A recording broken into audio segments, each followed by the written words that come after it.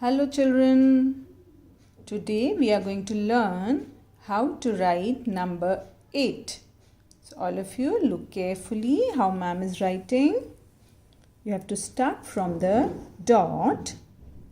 All of you have learned how to write letter S. So first you will make letter S. Start from the dot, make S, touch the bottom line.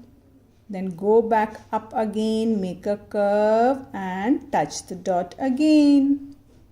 Your number 8 is ready.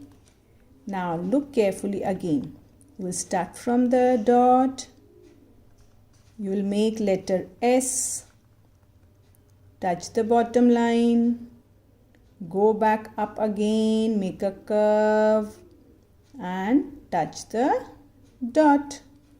This is how you're going to write your number 8. It's so easy. Happy learning.